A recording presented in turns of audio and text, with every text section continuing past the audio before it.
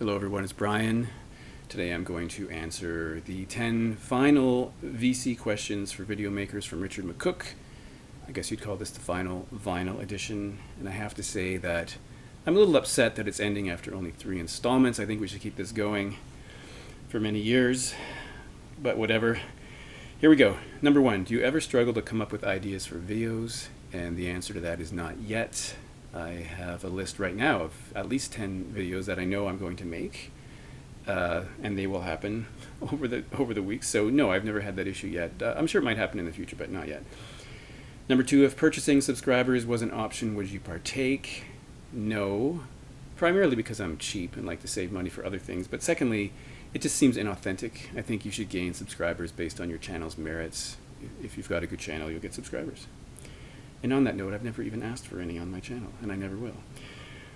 Do you like to mention how much you paid for your records? It's an interesting question. It's something I'd never thought of before, but as I was reflecting on that question, I realized that if I had a great deal, if I found it in a box on the side of the road or at a thrift shop or a discount, I will mention it because I guess I'm just so happy that I got it. But I don't tend to mention the price on new records because I think everyone's going to know what that is, or you're going to figure it out. You just look on Amazon, you've got it. So I don't really mention that. I probably will continue to mention when I get a deal, but yeah, now it's going to bug me every time I thinking about the value of records or what I paid for them. It's going to bug me because I'll remember this question and I was like, should I mention it?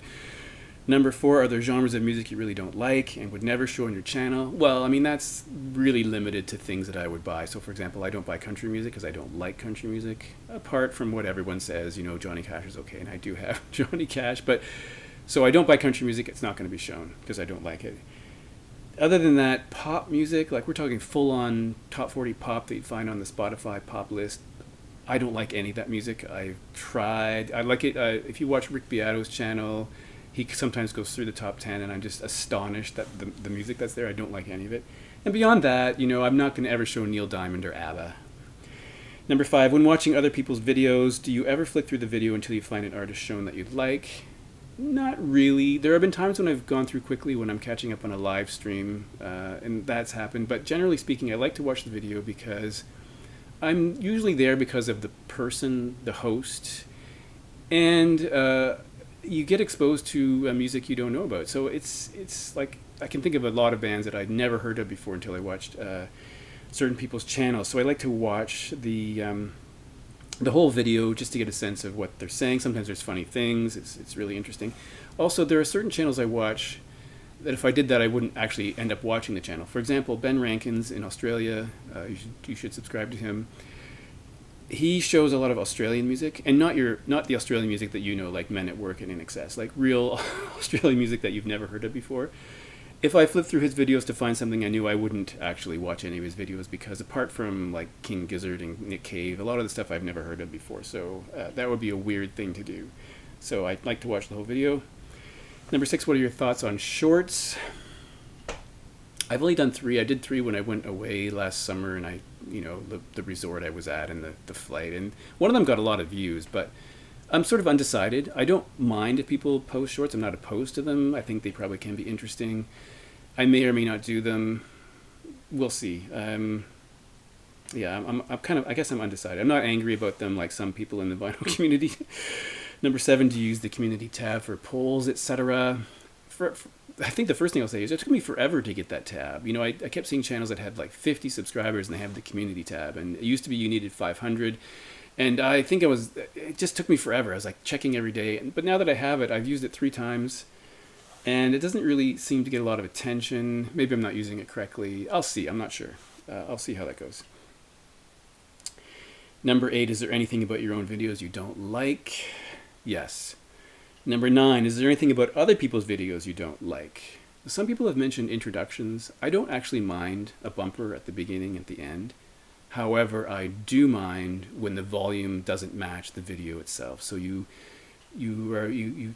turn it down because it's really loud introduction, and then the guy's speaking and you can barely hear them, so you have to crank it up. And then at the end of the video, his ending part comes up and it blasts you out of your chair. So no, they should be manage better. There should be the same volume. If you've done that, then I'm fine. I don't mind. I mean, for example, I did the video on the record show in Toronto, and I had to decrease the volume in the subway segments to match the volume of my voice. So everyone can do that, and everyone should do that.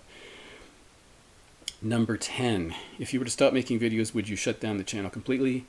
No. After all, what if I change directions and start talking about like some other topic? I would keep it going rather than start a new channel. Would you keep the videos live? Yes. Would you make the videos private? No. I mean, they're public now. Why would I not have them public in the future?